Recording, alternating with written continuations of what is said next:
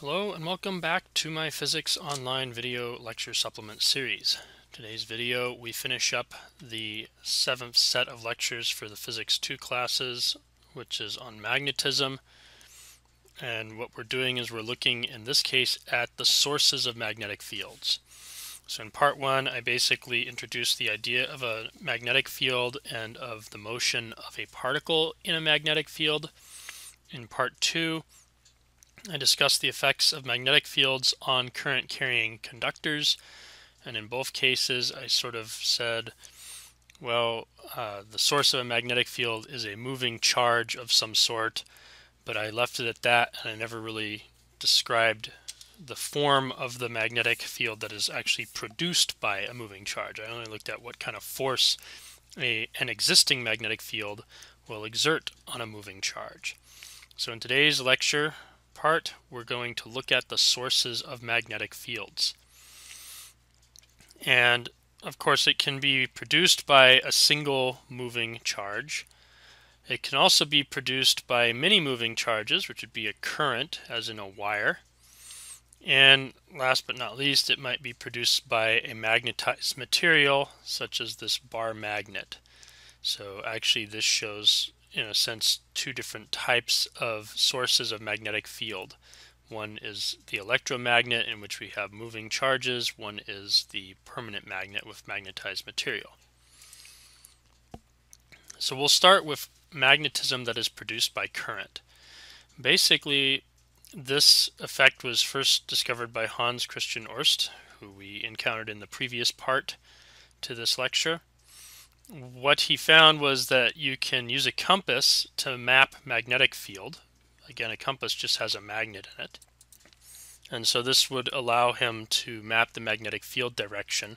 And what he found was that if he placed a compass near a wire carrying current, the compass needle would deflect due to the magnetic field produced by the current carrying wire.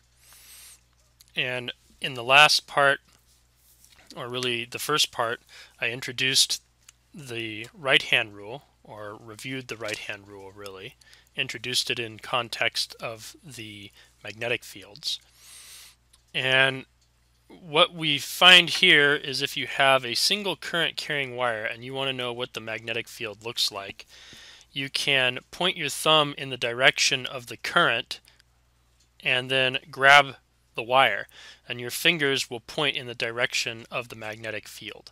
So in this case the current is pointing upwards, so you'd be pointing your thumb upward, and if you wanted to grab that wire, your fingers would be, for your right hand, moving in a counterclockwise direction, and you see that the magnetic field here has a counterclockwise direction. You can also measure the actual strength of the magnetic field. I kind of hinted at this for the physics with calculus class and even for the physics without calculus class by talking about what happens when you place a wire into a magnetic field. I did it explicitly with a wire that was curved, and it's easier in fact to do with a wire that just has a single straight edge, because a force will be exerted on this edge of the wire. The forces on these two edges of the wire in this case will be equal magnitude in opposite direction. There's no force being exerted up here where there's no field. Therefore, this net force is due to whatever force is on this section of wire. And so you can attach the entire loop of wire that carries current to a hook or some such thing that's attached to, for example, a spring or other force sensor, and thereby measure what the force is. And you can also actually get a relative field strength by placing iron fillings into the field. They'll sort of arrange themselves in such a way that you get a visualization of what the magnetic field looks like. What it turns out is that the magnetic field that is produced in this case is B equals mu naught I over 2 pi r. I is the current producing this thing. R is the distance from the wire that's producing this field. And mu naught is what's called permeability of free space, and it is equal to 4 pi times 10 to the minus 7 Tesla meters per amp. The equation that I just wrote down, or just showed you, actually corresponds to the scenario where you have a single wire like this. So this B field strength is B is equal to mu naught I over 2 pi times R. That means that we've got a current I in the wire, and we're looking some distance R away from the wire, and we're getting what is the magnitude of the magnetic field at that point, a distance R away from the wire.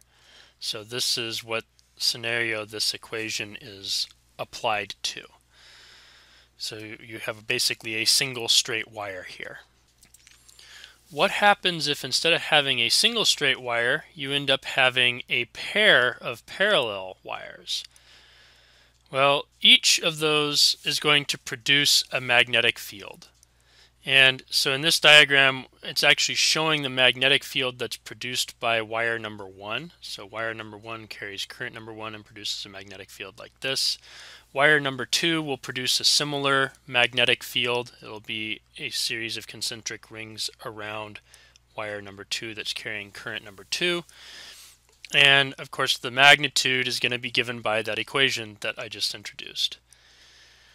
So at the location of wire number 2, this wire, which is a distance r away from the first wire, the magnetic field which has been produced will be mu naught I1, that's the current in wire 1, divided by 2 pi r. In other words, divided by 2 pi times this distance away from the wire.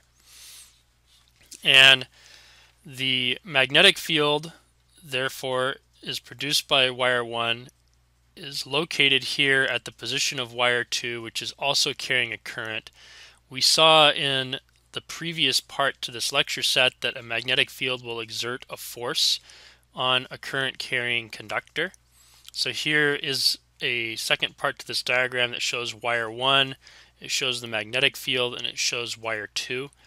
And at the position of wire 2, the magnetic field is up in this case, and the current is also up. And so I should clarify, the current is up out of the screen, the magnetic field is up as in the positive y direction. If you wanted to find what is the force, you use the right hand rule. So point your thumb out of the screen, point your fingers in the direction of the magnetic field, your palm faces the direction that the force will be applied to that wire. So F2, the force applied to wire number 2, is towards wire number 1. And using the equation that we found in part 2 of this lecture set, you will recall that the force that this magnetic field, an arbitrary magnetic field of magnitude B, is going to apply to some wire is BIL sine theta. And of course the two wires are parallel, and the result is that the B field is actually going to be perpendicular to the direction of the current. So this term sine theta is 1.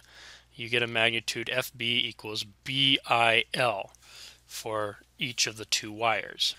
All right, so we have two equations. First of all, the equation for the magnetic field produced by wire number 1.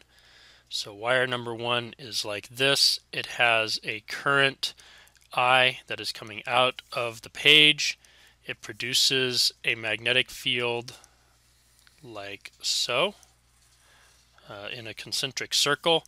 So this would be B1 at position R.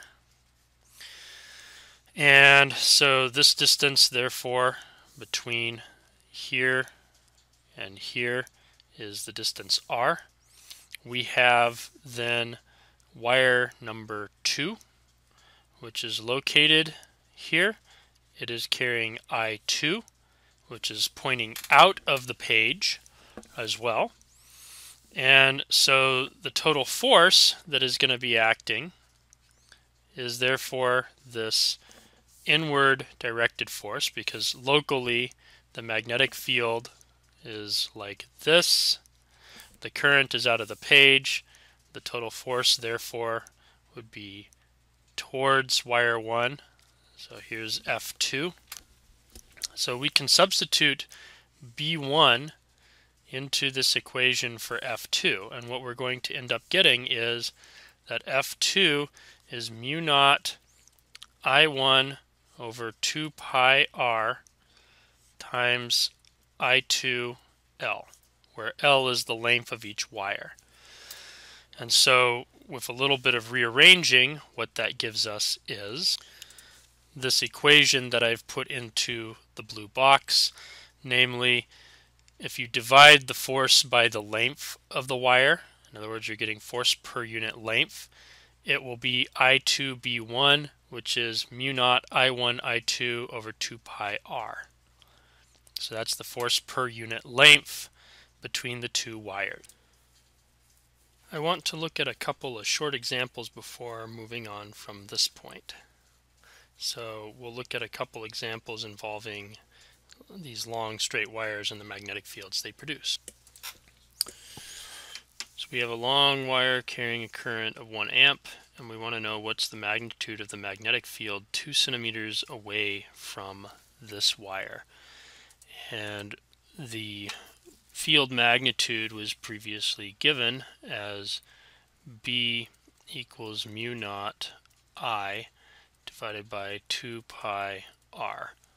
So that would be 4 pi times 10 to the negative 7 Tesla dot meters per amp, which is the mu naught term, times the current 1.00 amps divided by 2 pi times the distance, which is 2.00 times 10 to the minus 2 meters, because it's 2 centimeters.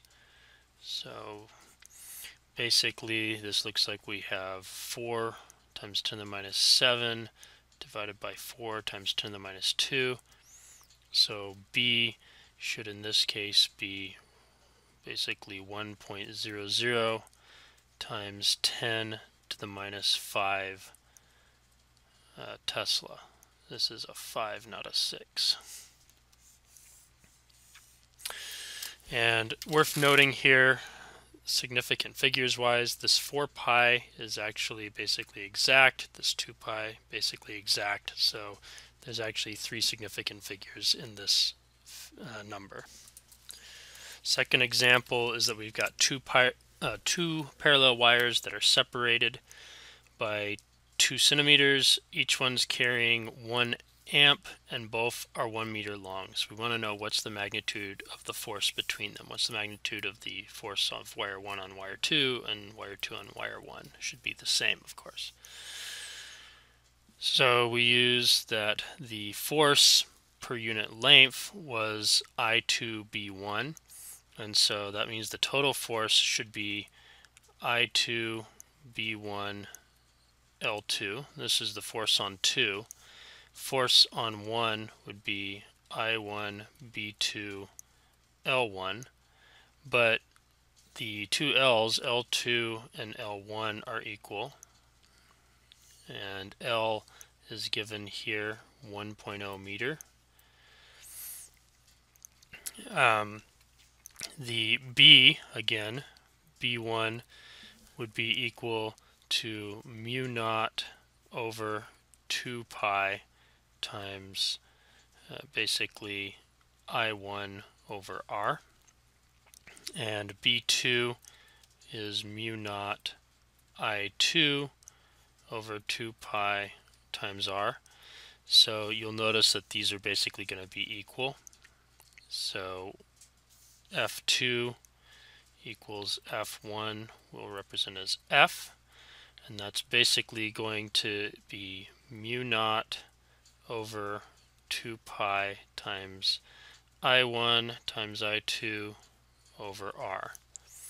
So this force basically is going to be 4 pi times 10 to the minus 7 Tesla meters per amp divided by 2 pi times 1.0 amps times another 1.0 amps, and then that's going to be over 2 centimeters, or 2.00 times 10 to the negative 2 meters. So plug all this stuff in, and what you end up with is a force of, if we cancel out the pi's again, 4 times 1 divided by 2 by 2, so that would be 1.0 times 10 to the minus 7 over 10 to the minus 2 gives us 10 to the minus 5, and the units are newtons. So that's the force that's exerted between these two wires. The fact that these two wires are going to apply some force to each other allows us to get some operational definitions for the units of Ampere and Coulomb. You'll recall that we defined an Ampere as 1 Coulomb per second, and that a Coulomb is basically such that a single electron has about 1.60 times 10 to the minus 19 of the Coulomb. So that's not necessarily a very useful definition for a Coulomb, because you just need a whole lot of electrons and not really an even number of them. Not a simple number like 10 to the 19 exactly. And so there is an operational definition that can be used for these units, which is that 1 ampere is the current needed to cause a force of 2 times 10 to the minus 7 Newton meters to exist between two wires that are separated by 1 meter and that are very long wires. Notice that this is a force per unit length, 2 times 10 to the minus 7 newtons per meter, and these things are separated by 1 meter. A charge then is given by the amount of charge that passes through a cross-section of one of these wires in 1 second under these conditions. So that is not necessarily a definition that's easy to remember per se, but it's a definition that is easier to actually duplicate in the lab. You can actually get a force of 2 times 10 to the minus 7 newtons per meter. You might even be able to measure such a force between these two wires. And once you've done that, then you have to have them 1 meter apart, and now you have an amp flowing through each wire. This brings me to Ampere's law. So you knew that there was going to be some law named after Ampere if he's going to have a unit named after him, because that's been the general case for quite a few of the units we've encountered. Not all, but many. And Ampere's law basically is useful because what you can do is try to determine what the magnetic field is, which is produced by a current carrying wire, given by considering basically a path that totally surrounds that wire. So this path is this darker line, kind of reddish orange, and it has to be a closed path. And this path, even though it's kind of arbitrary, is thought to consist of many short segments delta L. So each one has a length of delta L. And along each of those, there might be a parallel component and a perpendicular component of the magnetic field. And what happens is that we multiply the short path length, times this parallel component of the magnetic field for each point along the path. And what that should be equal to, if you add all those up, is the mu naught, the permeability of free space, times the current that passes through this area that is enclosed by the path. So the area is basically this lighter kind of beige color part, and the current is in this wire I. And so this is Ampere's law. Sum of these parallel component times delta L is equal to mu naught I. And of course the parallel component of B to delta L is the same thing as taking the dot product. So each of these delta L's is really a vector delta L dotted with the magnetic field locally. And in this form, Ampere's law works basically if the currents and the field are constant, so not changing in time. There is, of course, a slightly easier way to state this same principle, but it only works if you are in a physics with calculus class. And that easier way is to say that Ampere's law is the path integral B dot dl is equal to mu naught times I enclosed. So instead of thinking of delta L, think of this arbitrary path as having segments of vector dl. And if you dot that with the magnetic field at each point along this path, and you integrate along the entire path, then you should get the current enclosed times this permeability. The little circle on the integral again means that you're going around a complete closed path. There are two more relatively simple geometries which we can use to try and figure out the produced magnetic field for. One is called a solenoid and the other is called a toroid. And a solenoid basically consists of a long current carrying wire which is twisted into the shape of a helix. So this is basically what your wire looks like, this gray guy in this diagram.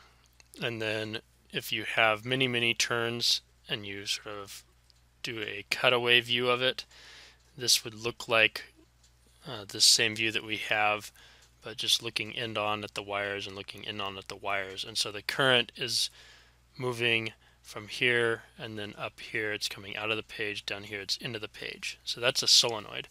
A toroid basically is a solenoid which has been wrapped to form a donut shape. So let's look at what the magnetic field is going to look like for each of these cases.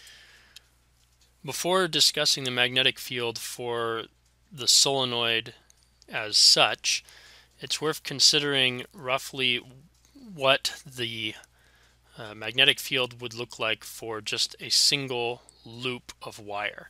So we've already touched on what a single straight wire would be. You can imagine making a square loop, for example, and then using Ampere's law for the square loop at different points, or trying to figure out what the field is at different points using the previous equation that I gave. The two results will be consistent. The previous equation being the equation for a long straight line of current. In the case of Ampere's law, you can actually kind of use Ampere's law at different points around this by sort of drawing your Amperian loop to include a point that is of interest and then wrap it around the wire from different directions. In any case, what you'll end up getting is a magnetic field that looks kind of like this if you have a loop. And in the very center of the loop, basically the field lines will tend to be in the z direction if the loop is in the xy plane. And then as you move away from the center, the field lines maybe will bend a little bit if you move in the z direction up or down. And if you stay in the xy plane, then basically the field lines will be exactly in the z direction or the negative z direction everywhere within the loop. So it's worth noting that because in the case of a solenoid you have this helical geometry, and if the helix is wound very tightly as pictured here, then anywhere inside of the solenoid, you're effectively in a point that would be within that hypothetical xy plane for one loop of the solenoid. And what that means is that basically the field lines you would expect to have basically running in the z direction if the loops are all in the xy plane or parallel to the xy plane. And so the field lines inside of a tightly wound solenoid will basically run along or parallel to the axis that is the sort of central axis around which the solenoid is wound. And so the tighter that the coiling is, the more uniform or straight the field lines will be. If you have loose coils like this, then there's going to be a bit of wiggling as you move away from the very central axes. If you have tight coiling, you'll have very nearly straight lines everywhere within the solenoid. And so an ideal solenoid has infinitesimally small coils, or the coils are infinitesimally close together. And basically the solenoid's length is many, many times greater than the radius of the turns. The radius of the turn would be, for example, from this axis out to this wire. The diameter would be from wire to wire point. And if you're inside of the solenoid, basically you get these long straight field lines that are more or less uniform. Once you get outside of the solenoid, the field lines will actually resemble those for a bar magnet, which we showed in the previous 2 lecture parts ago. So what is the magnitude of the magnetic field? Well, you basically are going to use Ampere's law to determine that. And the Amperian loop we take to be this dashed line here within this diagram. So there's side 1, 2, 3, 4. Again, we're assuming we have basically an ideal solenoid, so there's no field out here, only inside. And basically what you do is you take the dot product between each segment of this loop, which would be each side of the loop, each line, length L or length W, and you dot it with the magnetic field. And you'll notice that there's no magnetic field out here. The magnetic field is perpendicular to both of these two sides of the loop where it exists, so hence that dot product is 0 for sides 2, 3, and 4, and only side 1 matters.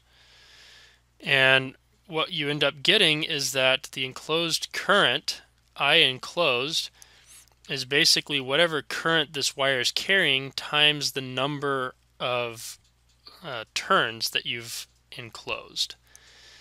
And the number of turns that you enclose is going to be represented by big N, is actually the length of this side is going to determine that. If you have a spacing little n defined as number of turns per unit length, then little n times the length gives big N. The length density, number per unit length, times the total length gives the total number. And so what Ampere's law ends up giving is B times L, because this is a straight long side of the loop of length L, and it is dotted with B, and B is parallel to it. So B times L is mu naught I enclosed. Well, mu naught I enclosed will be mu naught times the current times the number of wires carrying that current. And so if you divide both sides by the length of this side, you're effectively dividing by a length. And so you get that the magnetic field is the permeability of free space times the density, number of turns per unit length, times the current. So this is what the field will look like everywhere inside of this ideal solenoid.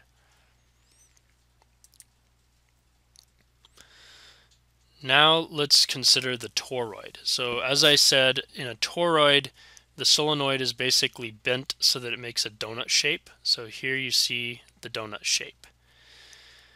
And basically, again, an ideal toroid would have infinitesimal spacing between these coils.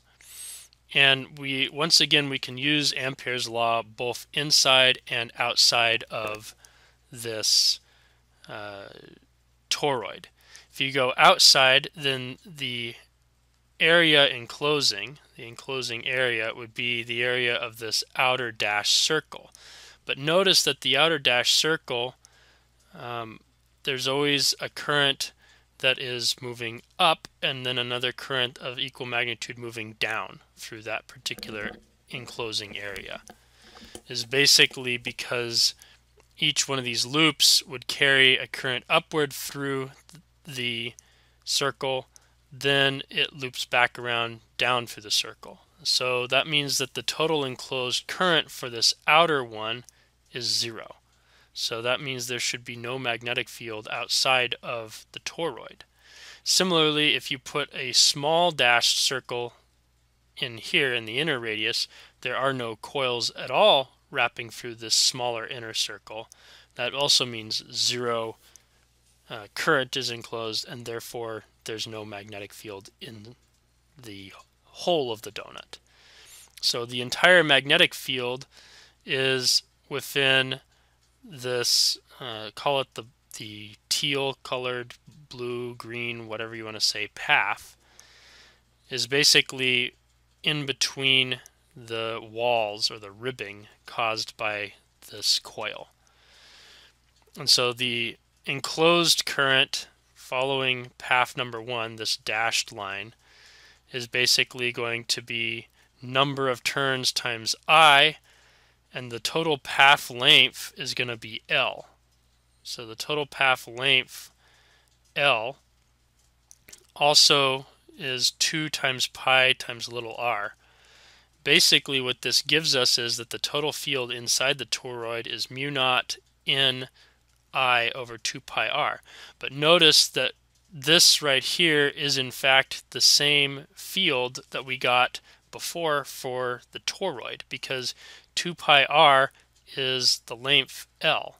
So we have mu naught times number of turns times I divided by L. But N over L, big N, the number of turns over the length L, is little n, the number of turns per unit length. So in fact, a toroid has the same magnetic field as the solenoid does. B equals mu naught N over I. We just sometimes express it a little more differently because it doesn't necessarily need to be a very long toroid. In other words, it doesn't need to have a very large radius, whereas the solenoid, the explicit assumption is that we have an ideal solenoid, which means that it has a very large length. So that's the big difference between these two. The other difference would be that with a solenoid you have some field outside of the solenoid. With a toroid you do not. So let's do a couple short examples to illustrate that point now. Alright, we have a solenoid that has a total length of 1 meter and it has 500 turns. And this solenoid has a wire which is carrying a current of 1.5 amps, and we want to know what's the magnitude of the field inside of this solenoid. Well, we could just use Ampere's law, but we kind of did that to derive the equation B equals mu naught N times I, which is also equal to mu naught N over L times I, if you would prefer. So this right here represents L, this right here represents N, this right here represents I. And so what we have here is 4 pi times 10 to the minus 7 Tesla meters per amp times 500, or 5 by 10 to the minus plus 2, excuse me, turns divided by 1.00 meter, and then that's going to be times 1.50 amps. So the magnetic field strength inside of this solenoid is going to be 5 times 4 is 20 times 1.5 is 30 times pi is going to be a little under 100. It's in fact about 94.24778 times 10 to the 2 times 10 to the minus 7. So if you put all that together, you basically get about 9.42 times 10 to the minus 4 Tesla. So that is the magnetic field strength produced inside of this solenoid, assuming that it is an ideal solenoid, which we will treat it as such. Second short example is that we have a toroid and it has a certain diameter d of 2 meters. Remember that d is 1/2 of r, so that means, d is 2 times r, so that means that r is 1.00 meters. And it has 1250 turns. So N is 1250. It's carrying a current of 1 amp. And we want to know now what is the magnitude of the magnetic field produced inside of this toroid. Well, B is mu naught times N over 2 pi r times I. This, of course, would be equivalent collectively to little n, so same equation as for the solenoid again. So we have 4 pi times 10 to the minus 7 Tesla meters per amp. We're multiplying that by the number of turns, which is, we'll call it 1.25 times 10 to the 3 turns, divided by 2 pi times r, which was 1.00 meters, and then that's times 0.5 amps. So this is going to give us a magnetic field strength of, noting that we have a pi and a pi, we have a 2, and then another 1 over 2 and a 4. So basically is going to give us 1.25 times 10 to the minus 7 plus 3, so minus 4 amps. So that is the expected magnetic field strength inside of this ideal toroid. When calculating about a relatively easy path integral, Ampere's law works very nicely. With that said, sometimes the path integral in question is not so easy to deal with. And when that is the case, or when we're lacking some sort of symmetry or some sort of discreteness, which is useful for Ampere's law, it is useful to have another means of calculating magnetic field strength. And basically the way that we do that is we use the Biot-Savart Law, which in a sense is kind of the magnetic field equivalent. It's the magnetic field analog to Coulomb's law for calculating the electric field, whereas Ampere's law is basically the magnetic analog to Gauss's law for E fields. So how do we do that? How do we do the Biot-Savart law?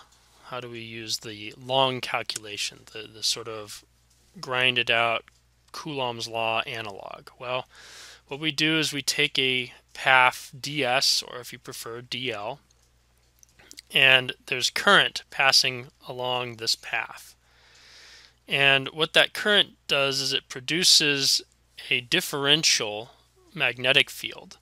which is given by mu naught times I over 4 pi times the cross product of dl times r hat, crossed with r hat I should say, over r squared, where r, the vector r times r hat, if you will, is the vector that points from the, or starts on the infinitesimal path length dl and ends at point P where you're trying to find the magnetic field. So if you just want to find the magnitude of the magnetic field, this is going to be mu naught I over 4 pi dl sine theta over r squared. Because again, r hat is a unit vector. That means that it has an actual length or magnitude of only 1. The total vector, the total r vector, recall, is length r, the distance from that point on the wire to the point where we want to find the magnetic field, times the direction pointing from that point on the wire to the magnetic field, r hat.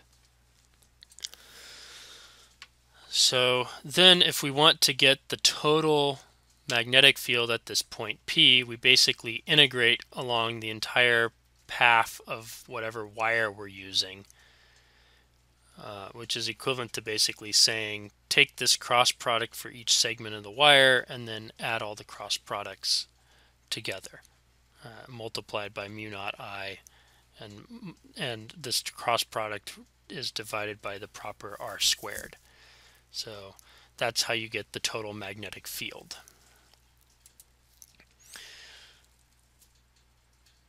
We've talked about Gauss's law in terms of electric fields. And Gauss's law in terms of electric fields basically produced that the integral of E dot dA was the total charge enclosed divided by the permittivity of free space epsilon naught. And we can actually apply Gauss's law to magnetism. Ampere's law for magnetic fields is the functional or operational equivalent to Gauss's law for E fields, in that Gauss's law is the quick way of finding the E field, and Ampere's law is the quick way of finding the B field. But Gauss's law exists for any vector field, and that includes magnetic fields. And the way that Gauss's law works is that it is the flux of whatever your vector field is. We'll use a V to represent vector field. So it's the flux of the vector field through an entire closed surface, through the entire area of that closed surface. And so this right here is the definition for flux, and it's true for any field. That's a vector field, that could be the electric field, it could be the gravitational field, it could be the magnetic field. In terms of discussing just magnetism, there's a special unit for magnetic flux. It is the Tesla meter squared, which is called a Weber, WB. And if you have a surface that is not a totally closed surface, then you can get a non-zero flux through it, hence the need for this unit. But if you have a closed surface, which is the requirement of Gauss's law, you can again do the integral through the entire closed surface, B dot dA. You can, in other words, find the entire flux through that closed surface. And what you'll get with a magnetic field is 0.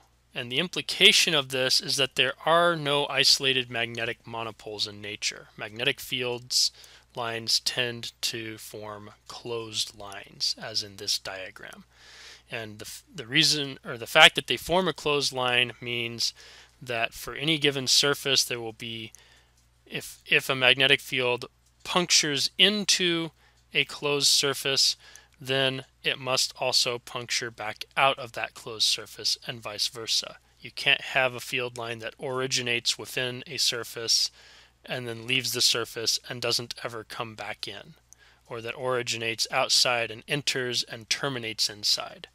Because for a magnetic field to originate or terminate truly, it would need to have a magnetic monopole of some sort, and that has not been found to exist in nature. Even a bar magnet is not actually a magnetic monopole, but is in fact a magnetic dipole. And if you slice a bar magnet in half, you end up having two bar magnets, both with a north and south pole side.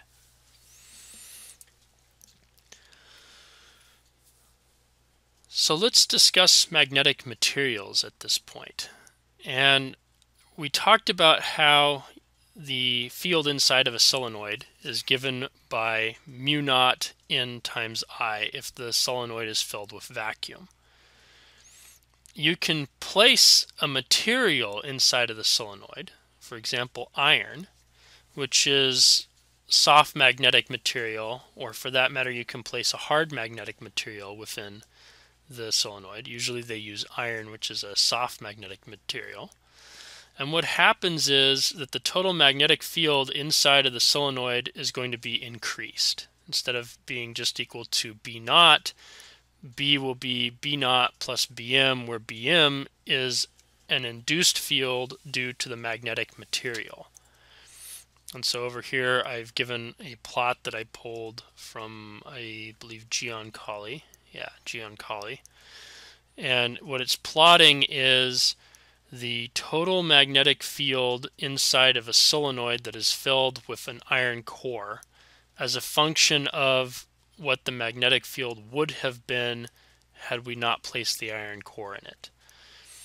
And so you see that without the iron core, this magnetic field here might be 1.2 millitesla.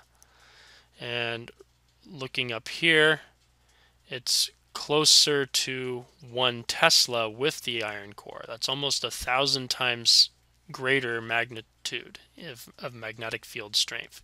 In fact, for some of these you find it's pretty close to 1,000 times. So how is it that a material is actually going to enhance the magnetic field? How do magnetic materials enhance magnetic field strength? Well, this is actually a pretty complex topic. I'm going to give a sort of simple version of it. Basically, we're going to consider different kinds of soft magnetic materials like iron or nickel or cobalt or their alloys. Note that you can also make hard magnetic materials with some alloys of this stuff and certain other materials.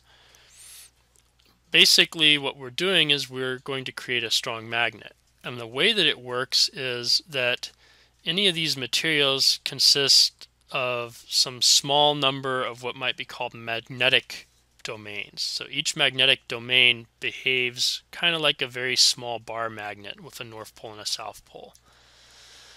And recall that a bar magnet is a magnetic dipole, which is the magnetic analog to an electric dipole. A magnetic dipole has a north pole and it has a south pole. It has, therefore, field lines that enter it. It has field lines that exit it.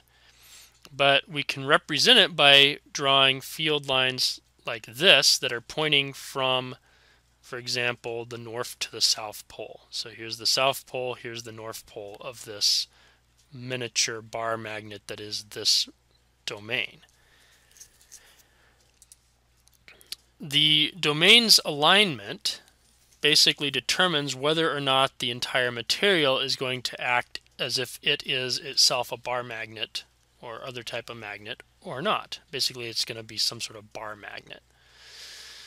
And if you have one of these soft magnetic materials and it is absent a magnetic field, what happens is that the domains are all randomly aligned. So this right here, this bar magnet is acting as if the south pole is here and the north pole is here. This one has a south pole here and a north pole here. This one has a south pole here and a north pole here. and so on. The poles are aligned in random directions. And what that means is that if you added up the total magnetic field from all these different domains to figure out what is the total magnetic field over here, for example, you'll get approximately zero. They'll all basically cancel out with each other, and so you'll have a very marginal at best magnetic field over here due to this material. However, if you apply a external magnetic field to the material, then all of the magnets within the material will try to align along that magnetic field. So this magnetic field is larger than the magnetic field by many orders of magnitude, for example, than any given domain. But there are many, many, many domains. And the many domains end up aligning together like so, as if we had many small North Pole, South Pole, North Pole, South Pole, North Pole, South Pole. So this whole thing is now aligned as if this area down here is the North and this area down here is the South Pole, or vice versa.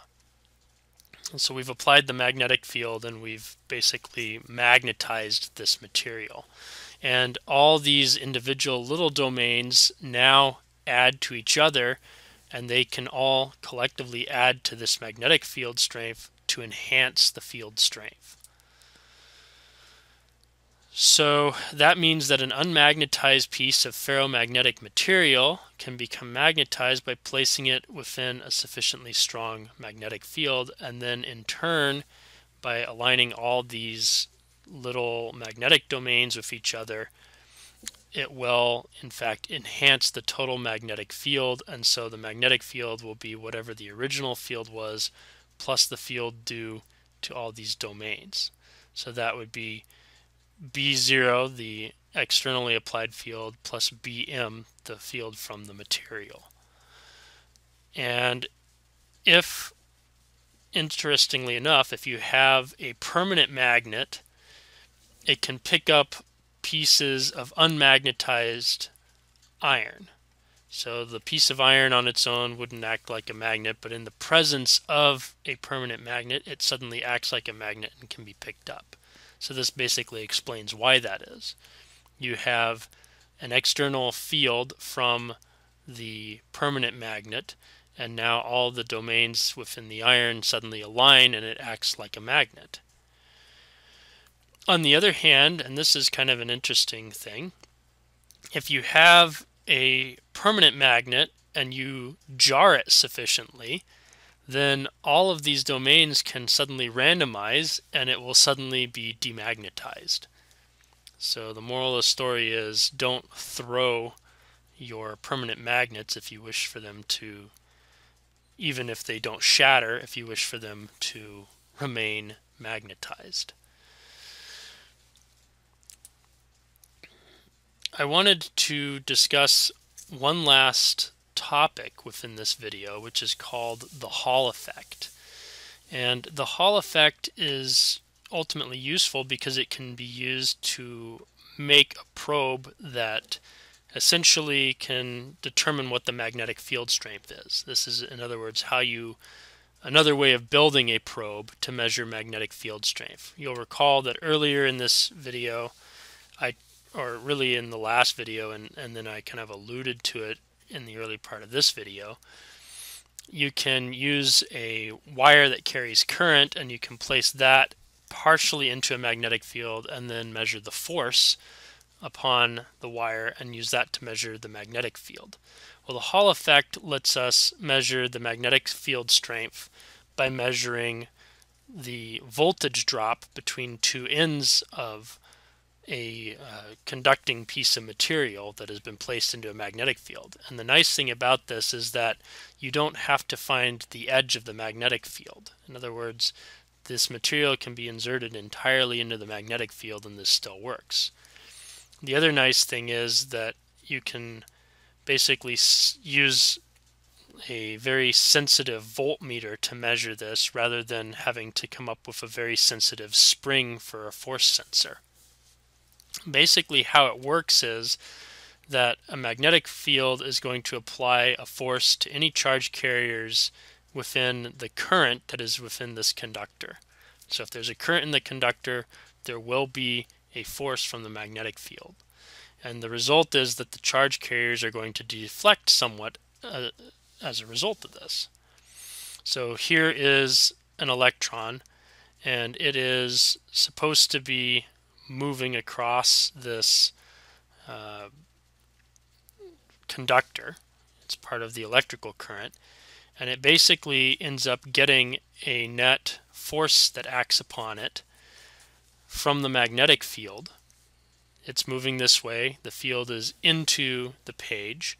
So because this is an electron, you can either use your right hand and look at the back of your hand, or you can use your left hand and look at the palm of your hand. I'll use my left hand. You point your thumb in the direction that it's initially moving, which on the screen would be to the right. You point your fingers into the screen because that's the direction of the magnetic field, and your palm shows what direction this thing is going to deflect in. The answer is down in the y direction. And if you have a positive charge, similarly, you'll find that it actually deflects in the opposite direction if they're both moving initially in the same direction. So what would this mean? Well, it would mean that you end up with a bunch of positive charges accumulating at the top and a bunch of negative charges accumulating at the bottom of your probe. And as these charges begin accumulating, it builds up a voltage drop from this edge to this edge. Well, these two edges basically are going to act kind of like a pair of parallel plates. In other words, kind of like a simple capacitor, in that there's positive charges on one, there's negative charges on the other, and the result is that there is an induced E field across this gap. It's induced, it's in fact not even just induced, it just is there because we have positive charges here and negative charges here. And that E field should look similar to the E field of a pair of parallel plates, which means that the voltage drop is equal to the strength of the electric field times the distance separating the plus charges and the minus charges. In other words, the thickness of the material. Well, once we start setting up this electric field, suddenly we have a force that's acting in the opposite direction as the magnetic field on the next charge carrier. So this charge carrier still wants to deflect down in the negative y direction from the magnetic field, but it also wants to go against the electric field lines, up. And so at some point you get enough charges that have deflected to where this electric field and this magnetic field and the forces from each balance each other. And so the net Lorentz force is 0. And that basically happens when QV cross B, in other words, the charge carrier's charge times the cross product of the drift velocity and the magnetic field, is equal to the charge carrier's charge times the electric field strength, but in opposite directions. So therefore, you can get a potential difference between these two edges of the capacitor, delta VH, it's called the Hall potential, and what it's equal to is you basically just find the magnitude of each of these guys, and this guy times distance would give us the Hall voltage. And so basically the Hall voltage ends up being equal to Q times VD cross B times the distance D divided by Q. Basically, because what we're trying to do is to get the Hall voltage, it should be E times D. And so that would be this divided by Q times D, which has to be this divided by Q times D. So the Hall voltage is the drift velocity times the magnetic field strength times the distance separating the positive and negative charges. So that's what allows us to build our Hall probe. Basically what you do is you measure the Hall voltage between 2 points C and D. C and D represent basically the point at each edge upon which these have separated. So this right here is as if it is the positive plate in your parallel plate capacitor. This one is as if it is the negative plate. They're separated by distance D, and there is a voltage VH between these 2 points. So if you connected a probe here and a probe here to a voltmeter, a very sensitive voltmeter, you'd be able to measure what is this voltage drop. So once you've done that, you can figure out what the drift speed is. You might want to review my Physics 2 lecture set 5 for more upon this. That was this lecture, in which we talked about how the drift speed is related to the current. And you'll recall that I said that the current is basically the density of charge carriers, that is number per unit volume of charge carriers, times the charge on each charge carrier times the drift speed times the cross-sectional area of the wire upon within which these are all drifting. So that's how current is related to drift speed. And basically the reason why we need this is because current is something that's a lot easier to measure directly than a drift speed, because you can measure the area, you can measure the current, and you can figure out what the number density is based on, for example, if you have most conductors, they'll give you essentially one free electron per atom, and that's basically the number of charge carriers. So then you figure out the density of the atoms using the molar mass and then the actual mass density of the material. So you put all that stuff together and basically solve the drift speed in terms of I. So you're solving for VD in terms of I. VD is I over NQA, the current over the density of charge carriers, number per unit volume, times the charge of each carrier times the cross-sectional area. And looking down here, what is the cross-sectional area going to be? Well, it's basically going to depend upon which face you're moving these particles through. If the magnetic field is into this face, in other words, if we're looking down at this face and the magnetic field is pointing into the face, and the force from the magnetic field needs to be in this direction, and the force from the electric field is in this direction. Force from the magnetic field basically means that the current or the electrons have to be moving in this direction, downward, as shown in this diagram. So what's the cross-sectional area? Well, it's got to be this distance d times this width w. So that gets us our cross-sectional area. And obviously the current can be measured because you can use an ammeter, or failing that you can use a galvanometer if you need something really sensitive. And basically you just get the Hall voltage by using the current times the magnetic field strength divided by the density of charge carriers times the charge of each carrier times the thickness or small width of this plate. And this is equal to a term RH, which is sometimes called the Hall coefficient. Hall coefficient is just 1 over N times Q. So this would be RH IB over W. So that's basically how you build a Hall probe. You measure this voltage, you measure this current, you know these three terms, you measure this one, you know this one because it's the charge of an electron, you know this one from the density of the material that you use to make the Hall probe, and you can rearrange this entire equation to get the magnetic field strength, B is delta VH W over RHI. In other words, if you want to measure the magnetic field strength, you'd first have to calibrate this thing to figure out what the voltage is going to be, the Hall voltage for a given known magnetic field, say 1 Tesla.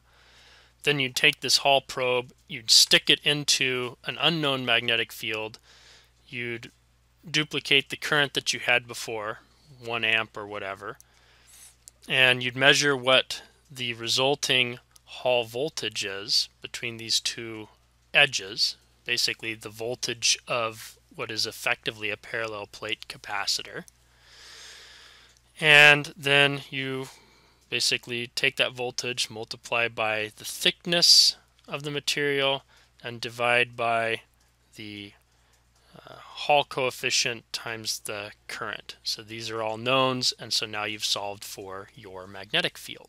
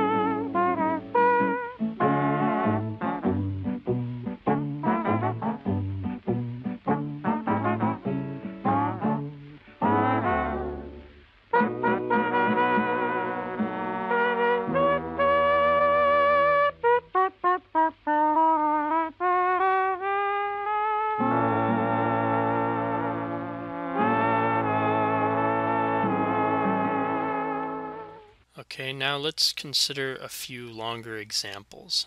So our first longer example, we have a coaxial cable which has an insulated wire of a known radius. It's carrying some current, and then it's surrounded by a cylindrical conductor of given radii, and it's actually carrying a current of 4 amps in the opposite direction, and there's of course some insulator between the wire and the conductor. And so we want to figure out the magnetic field's magnitudes and directions in several different locations, namely somewhere inside the wire itself, somewhere between the wire and the conductor, somewhere inside of the conductor itself, and then outside of the conductor. And so we're going to assume that the wire and the conductor both have uniform current density to do this. This example basically allows us to make use of Ampere's law for all 4 parts. So we'll start off by maybe sketching what this coaxial cable looks like from an end-on view. So if we look down on the end of this coaxial cable, it might look something like this. Here's the inner wire. It's carrying a current that is basically coming out of the screen at us. So the current might be drawn like this, where I is 4.00 amps. Then here's the outer conductor.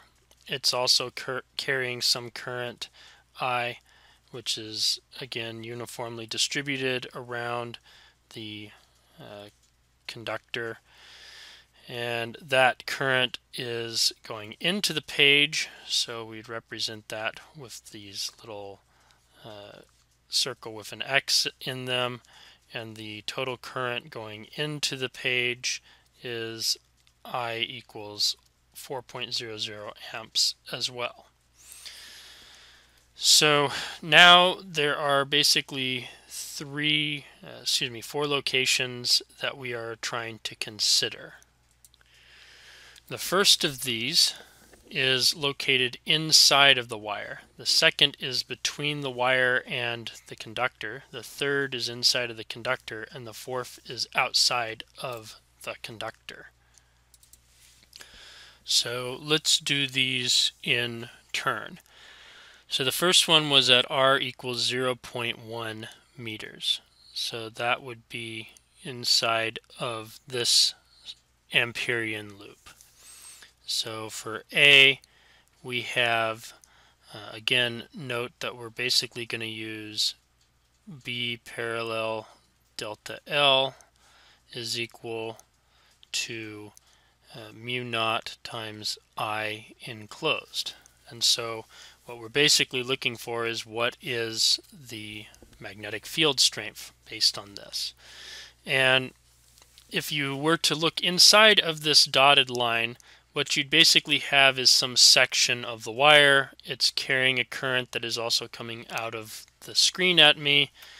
And basically everywhere this current would be, take your right hand, point the thumb out of the screen, and your fingers will point everywhere in the direction of the current. So this current is actually counterclockwise. So call it a counterclockwise, the magnetic field is counterclockwise. So that's the direction part.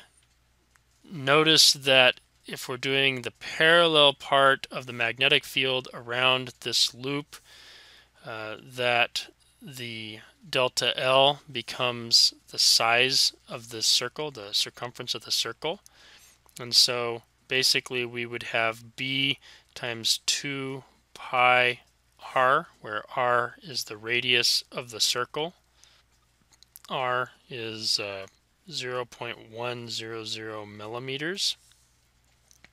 And that has to be equal to mu naught times I enclosed. So the trick here is that we've got to figure out what I enclosed is, because B should be mu naught I enclosed over 2 pi times r. Well, to get I enclosed, basically what we do is we note that the current density is uniform inside of this wire. And so basically that means that the current per unit area is uniform. That means that the fraction of the total current that's inside of this dashed circle, the Amperian loop, has to be equal to the ratio of the area of this little red circle to the area of the entire wire times the current in the entire wire. So I enclosed is equal to pi times r squared divided by pi times r1 squared, because r1 is the radius of the wire itself, times I1. So I1 is basically the current that is in the wire itself. I2, of course, is the current in the conductor. Okay, so this means now that we can write B equals mu naught times, if we cancel a few pi's here, basically r squared I1 over 2 pi r1 squared r. So we can cancel out a squared r with an r. And basically what this means is that B is equal to 4 pi times 10 to the minus 7 Tesla meters per amp times the current, 4.00 amps, times the radius, which was 0.1 millimeter. So that is 1 times 10 to the minus 4 meters. And then that has to be divided by 2 times pi times r1 squared, so 4.00 times 10 to the minus 4 meters quantity squared. So there's going to be some obvious unit cancellations here. This 4 got squared, so we can get rid of 2 4's up here. And so we basically have 1 over 2. So that would be B is equal to 0.5 times 10 to the minus 7 minus 4. That gets me to negative 11 divided by 10 to the minus 4 squared. So this would be negative 3 Teslas. So that is what the expected magnetic field is at this point within the wire.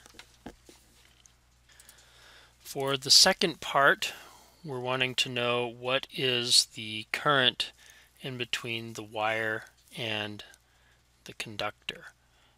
Specifically at this path here, which is a distance of r is equal to 0.500 millimeters from the center. So this one's actually easier than the last one because, again, we use Ampere's law, and what we get is, again, B parallel delta L equals mu naught I enclosed, except for that now this basically means B is equal to mu naught I enclosed over, if you go around this thing, it's again the circumference, 2 pi r. Well, now I enclosed is simply this current I1, so this becomes mu naught I1 over 2 pi r. And so now B should be equal to 4 pi times 10 to the minus 7 Tesla dot meter per amp times 4.00 amps divided by 2 times pi times 5.00 by 10 to the minus 4 meters. So we can do some cancellation here. This gives us 2 left over, and so we get B is equal to 2 times 4 is 8, divided by 5 is 1.6. So 1.6 times 10 to the minus 7 plus 4, basically minus 3 Teslas. So that is what our magnetic field is on this wire, or at this point outside of the wire but inside the conductor. Part C says what happens if we go inside of the conductor. So that would be this dashed circle. And so this one's again a little more difficult because we have to figure out what fraction of the current is enclosed here. So this is now R, and it is 2.50 millimeters. So the enclosed current, again, we're basically just repeating this, B is equal to mu naught I enclosed over 2 pi r. I enclosed now is going to be I1 minus the fraction enclosed from I2. So the fraction enclosed for I2 is basically going to be I2 times the total area of this thing, the total area of this donut divided by the total area of this donut. And basically the area is going to be pi times the outer radius minus the inner radius.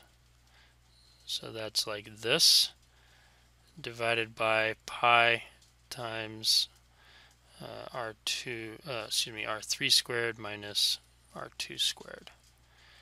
So this is what the enclosed current is going to look like. So might as well just solve for what this thing is. Basically, you have up here R squared is 2.50 times 10 to the minus 3 meters squared this is 2.4 times 10 to the minus 3 meters squared. And this one right here is 2.6 times 10 to the minus 3 meters squared. So if you plug all those guys in, what you're going to end up getting is an expression that looks like this, and obviously we can cancel out the units and the minus 6's here. So basically you have 4 minus 4 times 0.49, and 4 times 0.49 is going to be given by 1.96. So if you subtract that away from 4, you get 2.04. So I enclosed is about 2.04 amps, and therefore the total magnetic field is given by 4 pi times 10 to the minus 7 Tesla meters per amp times 2.04 amps divided by 2 times pi times the radius was 2.5 millimeters, so 2.5 times 10 to the minus 3 meters. So plug all that in, and what you get is about 1.63 times 1.632, but we'd round it to 1.63 times 10 to the minus 4 Tesla. So that's what the magnetic field strength should be here in the middle of this conductor. Okay, for the last one, basically what happens is we look immediately outside of the outer conductor. And when we do that, we find that we have enclosed this entire current and this entire current, which are in opposite directions. So I enclosed is equal to I1 minus I2, which is 0. And so the implication is that the magnetic field should also be 0 outside of this outer conductor for this, basically for this coax cable. The next example that I wanted to look at is another solenoid, but it's a slightly more complicated solenoid than the one that I did earlier in today's part of the lecture. And the reason why that is because you have to kind of figure out just how many windings you actually have per unit length for this solenoid. Recall that for a solenoid, the magnetic field will be B equals mu naught N times I, where N is defined as the number of turns per unit length. So number of turns per unit length. So what we got to do in this problem is actually figure out what the value of little n or big N over L would be. So looking up here, this right here is our length L. The inner radius thing is given is much less than what this length is, so that basically means it's probably going to act more or less like an ideal solenoid. The outer radius is basically telling us what's the thickness of the wire. So wire has thickness T equals RO minus RI times 2. In other words, if we look on the wire here, here's one wire, here's the other. These are sort of analogous to the coils that are within our solenoid, and so we're basically just looking at one pair of coils, and what we've basically just been told is that this right here is our inner and our outer is this radius right here, our outer, and so the thickness right here, or the diameter of a wire, if you will, is given by this distance right here. That's clearly going to be R0 or R outer minus R inner. And then similarly down here, same thing will hold. So basically what we have is that the diameter for a wire is 0.10 centimeters. And we're told that the current is 1.5 amps, but then we're told that it's wound in such a way that the space between consecutive wires is equal to the wire's radius. It should be radius. Okay. So that means that the next wire down here is like this, and this distance right here, from here to here, should be D, and this distance right here should be D. And so if we add up everything, what we should end up getting, excuse me, I've mislabeled this. The distance in between the two here should be R, which is D over 2. And so if we want to take one wire actual effective thickness or effective distance, D effective, we would use D plus D over 2, or 3/2 of D. And the reason why we do that is because we have to have 3/2 of D from this point to this point. And so we want to know how many of these are there in this total 1 meter long length. Well, N is basically going to be L divided by D effective. Then, if N is L over D effective, that implies that little n, which is N over L, becomes L over D effective divided by L. And so this is basically 1 over D effective. Okay, so collectively what this means is that the magnetic field strength should be mu naught times I divided by D effective, which is mu naught I divided by 3 over 2D. And we found D over here. So B is equal to 2 times 4 pi by 10 to the negative 7 Tesla meter per amp times 1.50 amps. And then all of that is going to be divided by 3 times 0.1 centimeters is the same as 1 millimeter is the same as 1.0 times 10 to the minus 3 meters. So we have 1.0 times 10 to the minus 3 meters. So that means that the magnetic field strength here should be, looking at what we have a 2, we have a 1.5, and we have a 3. So that stuff can be canceled. So we have 4 pi times 10 to the negative 7 divided by 10 to the negative 3. So basically 4.0 pi times 10 to the negative 4 Tesla.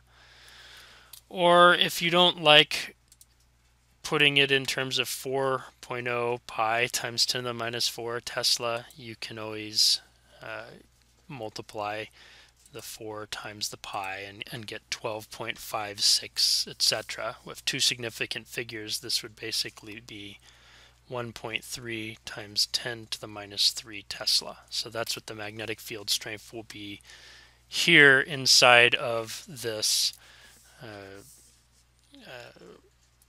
solenoid. So basically they're spaced like this, and the magnetic field strength that we just found has the field basically running in this direction. And you can figure out the actual direction again by using the right hand rule. So point your thumb in the direction of the wire and grab, and with your right hand either way what you end up getting is that the field is basically moving in this direction on this diagram.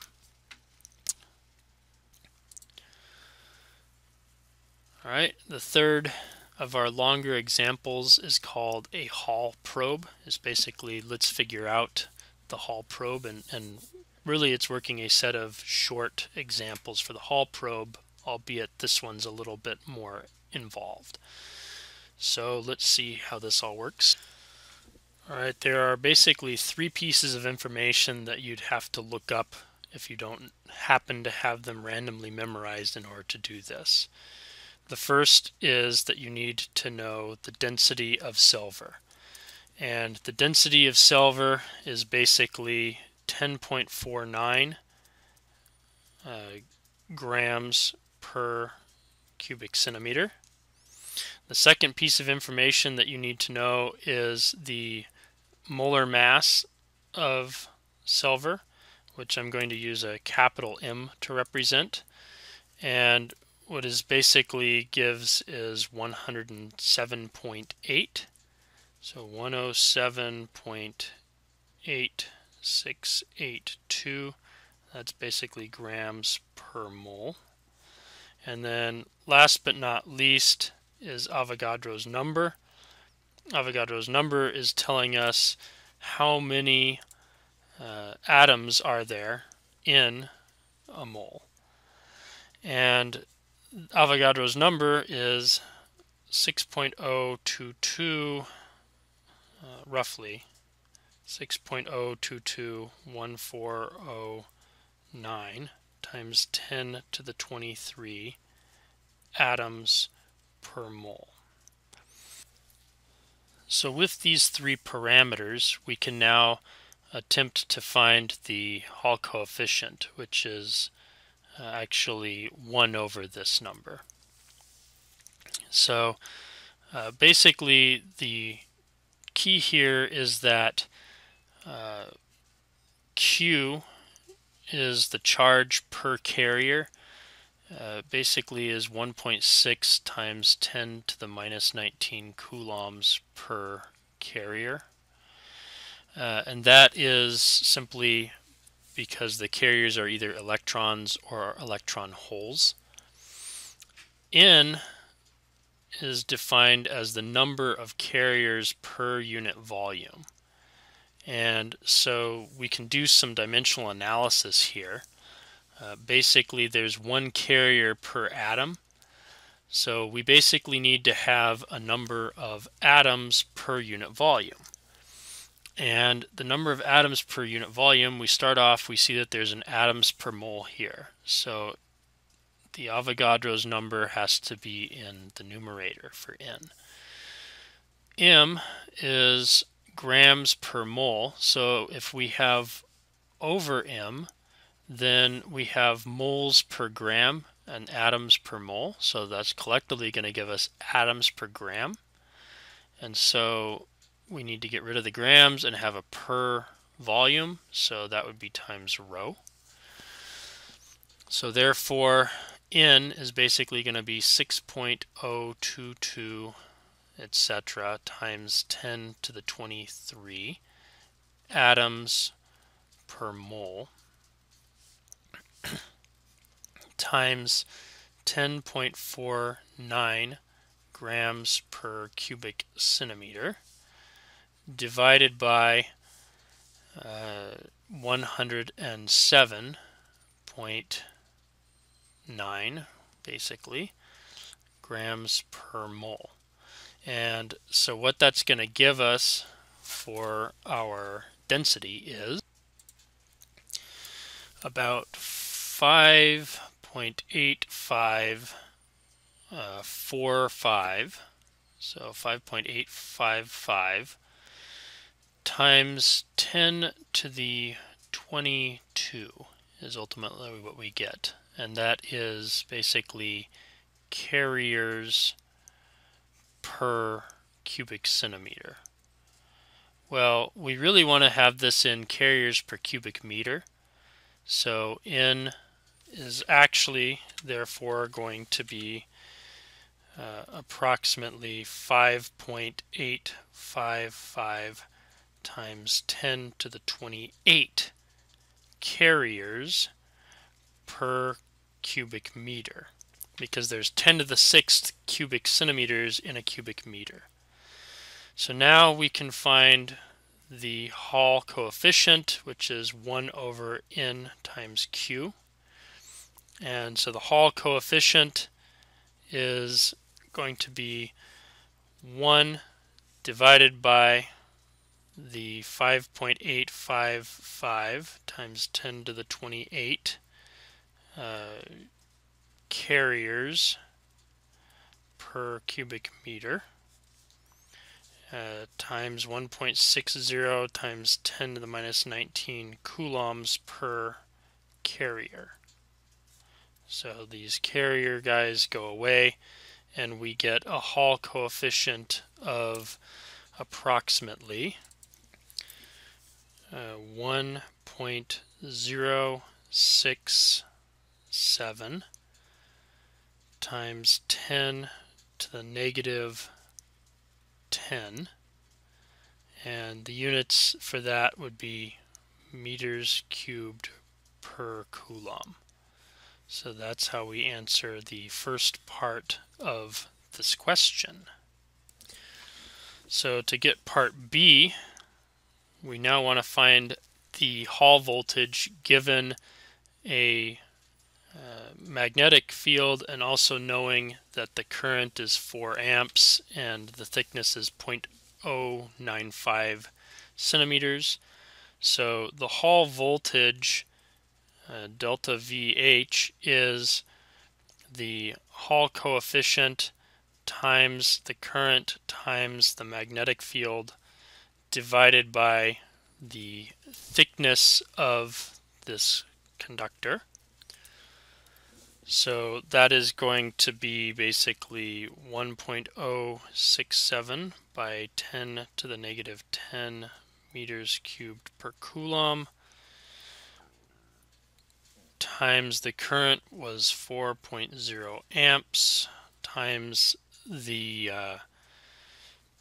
magnetic field, which was 0.75 Tesla, and then all of that is basically going to be divided by the thickness, which was 0.095 centimeters, which we also need to convert into meters.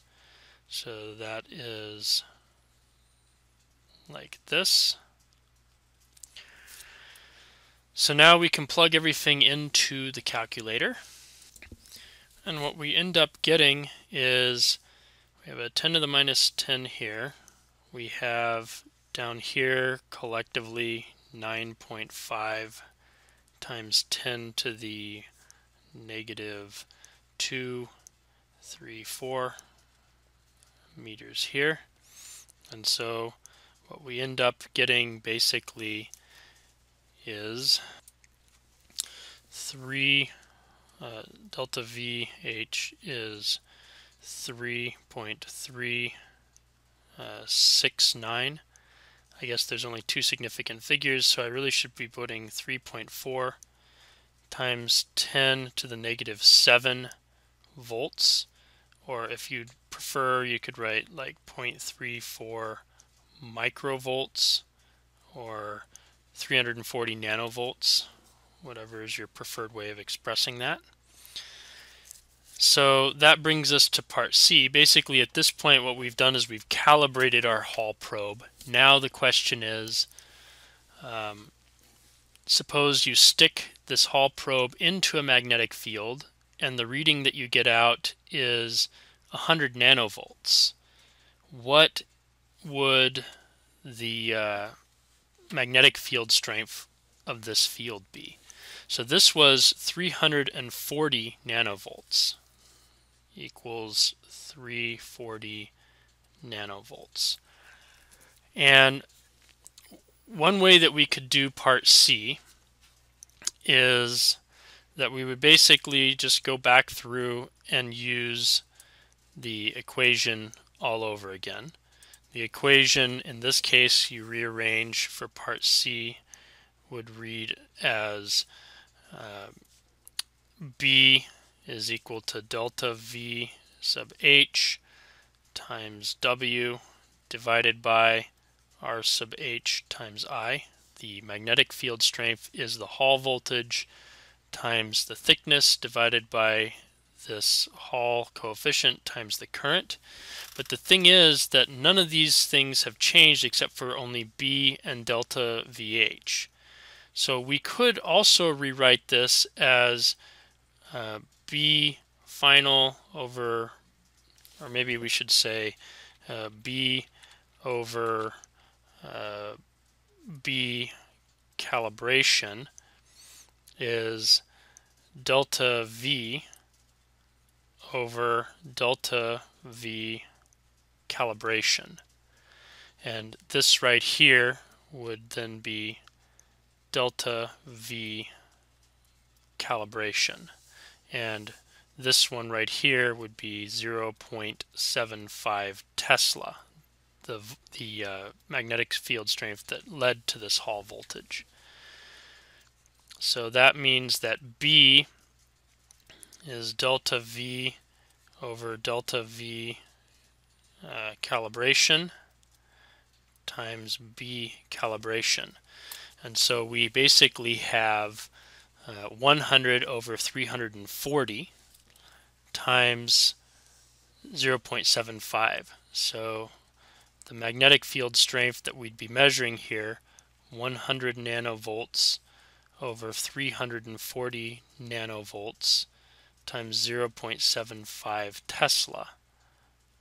And so this means that the magnetic field that is producing this particular Hall voltage is about 0.22258 Teslas. So given that we have two significant figures to work with, 0.22 Teslas. So that's how much magnetic field is needed to produce 100 nanovolts, which basically means if you put this probe into a magnetic field and it gives you 100 nanovolts reading, then the magnetic field strength that you just measured is 0.22 Teslas. All right. I also wanted to do one example that used the Biot-Savart Law. So let's do one actual physics with calculus example that actually makes use of your calculus skills. And the way we're going to do it is we've got this semicircular wire, and we're going to try to figure out what's the magnetic field produced by this semicircular wire at this point R.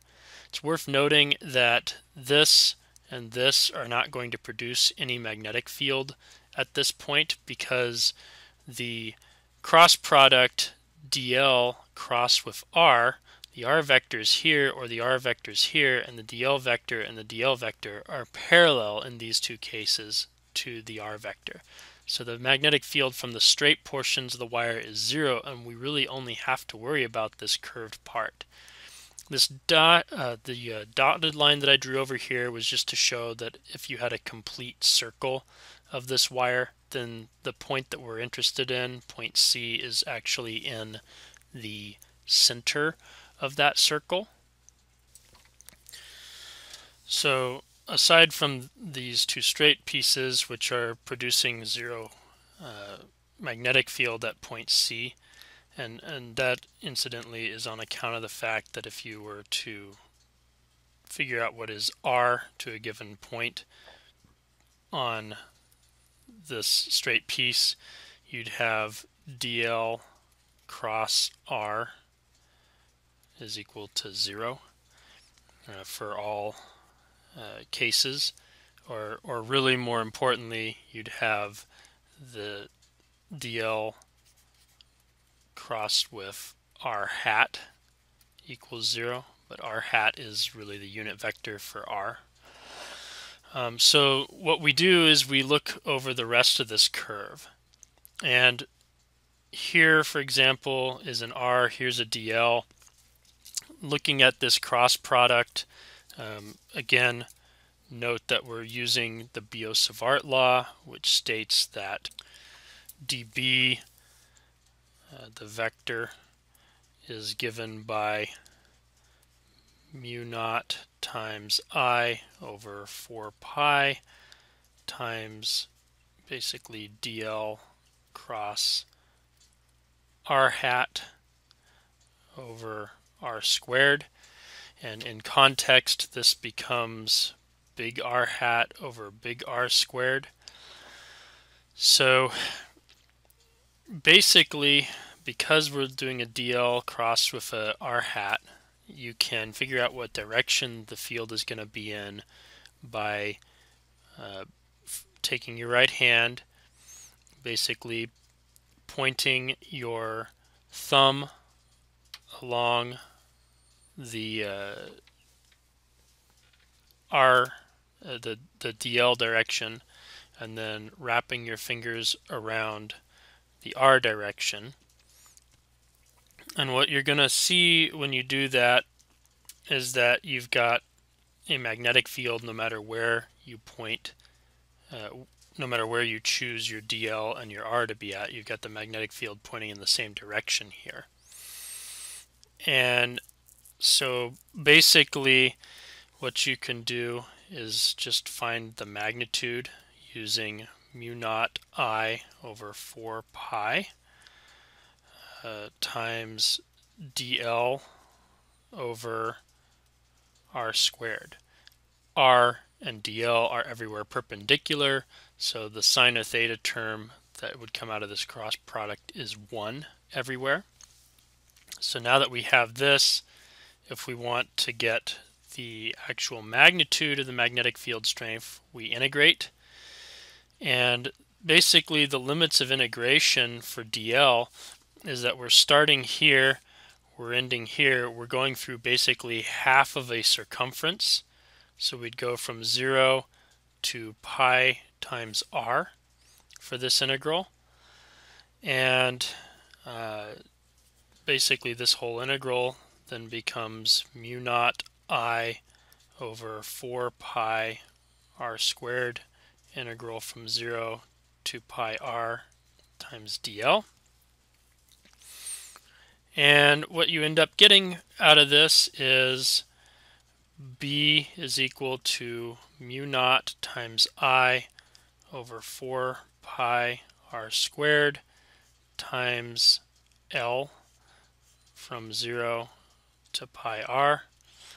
And so that's mu naught times I times pi r divided by 4 pi r squared. And so after doing a bit of cancellation, you get B is equal to mu naught times I divided by 4r. And so that's what the total magnitude of the magnetic field is at point C. And again, if you want to find the direction of the magnetic field there, you use the right-hand rule. Since it's dl crossed with r, you can see from the geometry of this that dl is crossed with r is going to give you a vector that is into the page. Basically, you could draw it like this. Here is the dl vector, and here is the r vector. So if you cross those two, you're going to end up getting a vector that is basically coming out of the page. Excuse me. It's good if you cross these two, you get a vector coming out of the page, but usually the actual vector that you want to do this with is the one that points from the dl to the C. And so this right here is actually negative r, and so positive r is actually this vector right here, and hence the B field is into the page. And so if we wanted to put this in vector form, it might look like negative mu naught I over 4r times k hat, where this thing is in the xy plane. So there have been actually quite a few new terms and ideas introduced in this particular part of the lecture, although they could be summarized quite quickly. For one, the whole point of this lecture is to determine the magnitude and to a lesser extent the direction of a magnetic field that's produced by a various current carrying conductors. You can of course also try to figure it out for an individual point charge. However, that becomes very difficult to do with a single moving point charge. Because typically you don't have just a single point charge moving, you usually have some current, a lot of charges moving. In any case, the main concepts in here have been what is the field produced by a current in a wire, what is the force that acts upon a current carrying wire when you have a pair of current carrying wires, what is the force per unit length for a pair of current carrying wires, what is Ampere's law, what is the magnetic field produced by a solenoid, and also what is Biot-Savart's law. So basically, to summarize, magnetic fields are produced by moving charges.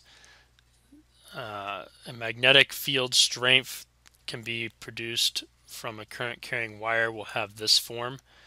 Field strength is permeability of free space times current in the wire divided by 2 pi times the distance away from the wire. Mu naught, the permeability of free space, is a fundamental constant of the universe, has this value.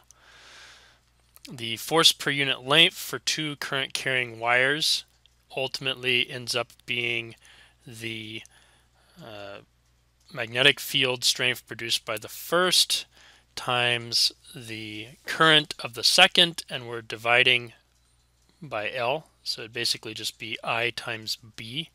So I1 times B is ultimately, or I1 times B2, and that has this form since B2 can be found by using mu naught I2 over 2 pi r. The first of the major laws that we discussed was Ampere's law, and it basically states the sum of the products of the magnetic field and the path length about any closed loop is equal to the total current enclosed by the loop. That's kind of a mouthful. The equation basically looks like this. So basically take an integral about the closed path of B dot dl and you get mu naught I enclosed. We also discussed in here the magnetic field produced by a solenoid, which is B is equal to mu naught times N I. And we also discussed Gauss's law for magnetic fields, which basically states that the flux of the magnetic field through a closed surface is zero, the implication of which is that there are no magnetic monopoles. And then I also introduced Biot-Savart's law, which is used for cases where Ampere's law isn't going to be very convenient because the path integral is not easy to evaluate. And so the Biot-Savart law basically says dB is mu naught I over 4 pi times dl crossed with r hat over r squared. And basically to evaluate this cross product, if you want to get dB for just the magnitude, it's mu naught I over 4 pi dl sine theta over r squared, where theta is the angle between your length of wire and your vector that points from the wire to the point at which you want to find the magnetic field strength. And then if you want to find the total magnetic field, you integrate. So the magnetic field is the integral of the differential magnetic field. So that is it for today's lecture. This also finishes out my first set of lectures on magnetism. There will, of course, be a second set, but these are going to have more to do with phenomena such as induction, and we'll introduce there Faraday's law. Basically, we're to the point where I can just say roll the credits. And hopefully you found this video helpful, even though it was a little on the long side. There were a lot of examples after the intermission, so hopefully you paid attention to those examples. Maybe you should work them on your own as well, just to be on the safe side. In the meantime, thanks for watching.